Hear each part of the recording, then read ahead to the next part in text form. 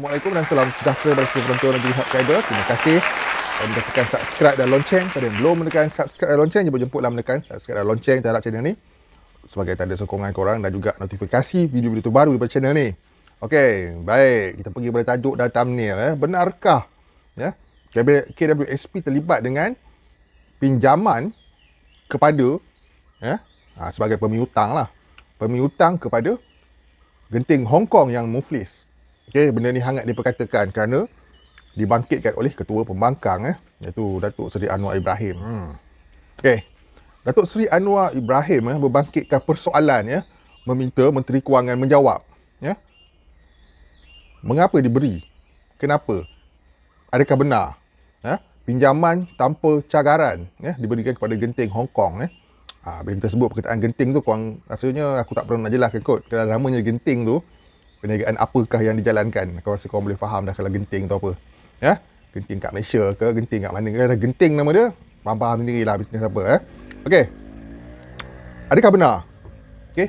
Adakah benar ataupun tidak benar itu perlulah dijawab secara telus dan tepat oleh orang yang berkenaan, tak lain tak bukan Menteri Kewangan, seperti yang diminta oleh Datuk Seri Anwar Ibrahim. Jadi, apa yang kita perlu tahu kat sini situasinya. Okey, aku ringkaskan Kita tak payah cerita panjang belit-belit. Isunya ialah ada 3 buah bank yang dikatakan memberi pinjaman tanpa cagaran terhadap genting Hong Kong. Okey, bank yang disebut yang dah tersebar itu antaranya ialah kumpulan CIMB Bank CIMB Bank Group of Companies lah. Kita panggil CIMB Bank Yang pertama, yang keduanya Maybank dan yang ketiga RHB Bank. Jadi ketiga-ketiga bank besar ni saham mereka ada dimiliki oleh pihak KWSP. Itu cerita dia. Jadi secara tak langsung bank itu juga terlibat dengan KWSP kerana KWSP adalah antara pelabur dalam bank tersebut dan pemegang saham. Okey, jadi sekiranya benar ketiga-tiga bank ini memberi pinjaman kepada genting Hong Kong tanpa cagaran, tanpa orang cakap tanpa banyak songeh lah supaya dapat pinjaman, maka ini adalah sesuatu yang berat, yang berat dan perlukan penjelasan daripada orang yang berkenaan, tak lain tak bukan yang Menteri Kewangan sendiri. Okey, perlu aku nak tegaskan dekat sini channel EasyFast Incorporated ni, Inc ni, INC tu maksudnya Incorporated. Okey, saja aku buat nama tu.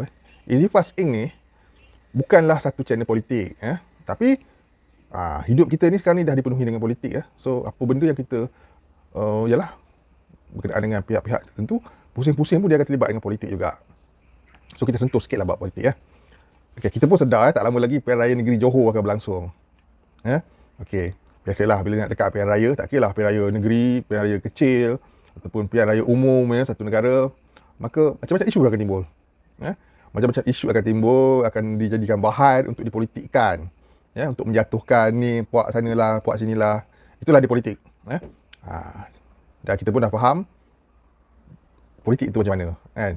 Jadi ini berkemungkinan besar menjadi nak dijadikan bahan politik. Kenapa soalannya? Kenapa seandainya Datuk Seri Anwar dah tahu benda ni, tapi kenapa tidak dipersoalkan semasa Dewan Rakyat? Kenapa? Sekarang ni rakyat pun tertanya-tanya, bilakah pinjaman tu dah diberi? Kan? Berapa jumlah yang sebenarnya? Sebab yang dikabarkan 2.6 bilion. Kan? Jumlah tu lebih daripada cukup dah untuk pengeluaran one off KWSP ni, lebih daripada cukup dah tapi kenapa permintaan tuntutan rakyat untuk mengeluarkan wang sendiri dinafikan, sebaliknya diberi pula bantuan untuk syarikat yang dah muflis Hong Kong apa ni, genting Hong Kong ni. Jadi ini satu benda yang pusing-pusing kat mana pun dia pusing-pusing kat politik. Datuk Anwar Ibrahim, Seri Anwar Ibrahim pada sidang mesyuarat khas tu kan, kita boleh nampak menyokong bantuan mangsa banjir dan menyokong apa yang diusulkan oleh Tengku Zafar. Tapi akhir-akhirnya meminta penjelasannya sebegini. Kita nampak lah politik ni pusing-pusing, bertikam belakang lah, tikam depan semua ada. Depan baik, belakang tak baik. Dan yalah, parti jadi kalau parti pun dah tak sama, maka pendirian dan matlamat pun tak sama. Walaupun pada luarannya kita nampak sama, kan? Jadinya. Jadi tentang adakah KWSP terlibat, benda ni hanya Menteri Kewangan yang boleh menjawab dengan tepat. Sebab ini lebih kepada soal politik nampaknya, bukannya lebih kepada soal untuk membantu rakyat. Tak ada dah. Dah tak nampak dah unsur nak membantu rakyat. Sebab apa? Kalau nak membantu rakyat, dia pemudahkan dah one off KWSP ni. Tapi sebaliknya membantu lain pula kan. Tapi kita sebagai rakyat, kita tunggu dan lihat, kita tengok apa jawapan yang diberi. Sebab penjelasan itu perlu diminta. Dan aku rasa tak mustahil perkara ni akan diminta, dijelaskan di Dewan Rakyat nanti. Kan? Bukan penjelasan macam tu je. Kita nak tahu juga. Kan? Kita sebagai rakyat pun perlu tahu. Yalah, walaupun kita tak nak ambil tahu pasal politik, tapi akhirnya kita perlu tahu. Okay. Kita mungkin tak nak tahu, tapi kita perlu tahu. Sebab bila satu perkara politik itu melibatkan kepentingan kita sebagai rakyat.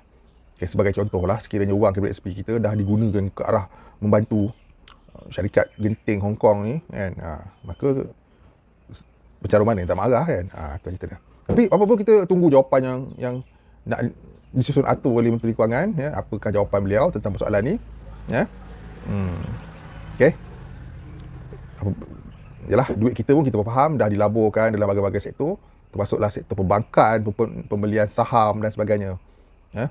Dan kita pun terfikir kenapa begitu susah Tengku Zafrul dan Menteri Kewangan, semua Kementerian Kewangan nak meluluskan permintaan 10,000 one off daripada rakyat ni. Sampai ada unsur-unsur nak letak jawatan bagai semua, tapi tak letak juga. Okay, kita tunggu penjelasannya. Sebab apa yang kita perlu tahu sekali, 3 bank tu dah terlibat. Dan bank itu, antara pemegang saham terbesarnya ialah KWSP. So secara tak langsung pihak KWSP pun terlibat juga, kerana jadi pemegang saham. Itu besar. Macam RHB kita tak perlu nafikan lah. Sebab RHB tu kita boleh cakap bank panel kepada KWSP. Memang kena kontrol habis lah. Kan? Saham dia dah dipegang. Boleh? KWSP. Kan? Jadi bank-bank lain ni pula macam CIMB Bank, aku tak heran lah siapa dia punya orang kuat pun sekarang dah jadi Menteri Kewangan kan. Maybank betul balik kan. So kita tunggu dan lihat penjelasannya. Penjelasan yang apa yang nak jawab oleh Menteri Kewangan tentang pinjaman tanpa cagaran terhadap sebuah syarikat. Okey. Tanpa banyak soal lulus pada maaf. Sedangkan tuntutan rakyat yang dah berpuluh-puluh hari, dah bertahun-tahun dituntut, dipandang tak nampak. Jadi unsur-unsur untuk penafian one off tu tidak nampak lah. Kerana yalah, sedikit demi sedikit terbongkar. Tapi kita nak tahu adakah itu benar. Dalam video ni bukan nak cakap benda tu, aku nak cakap benda tu dah sah hanya macam tu. Kita nakkan bukti, kita nakkan penjelasan daripada orang yang berkenaan. Orang faham lah siapa orangnya. Aku dah cakap tadi. Kan? Kita nantikan penjelasannya. Adakah benar, berapa jumlah sebenarnya, bila ianya diberi dan sebagainya. Itu yang kita nak tahu sangat.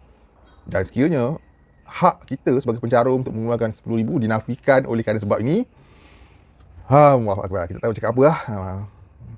Tepuk dada dan jenis selera orang apa orang nak buat. Aku no komen lagi dah. Sebabnya kalau sampai tahap sebegitu sekali, hak rakyat dinafikan, sebaliknya sebuah syarikat yang tak sepatutnya ditolong dengan jumlahnya banyak, pinjaman, maka pinjaman bercagar ni silap tak bayar lepas, tak jadi apa kan. Itu dia cerita dia. Baik, kita jumpa pada entry yang akan datang. Salam Jumaat untuk semua.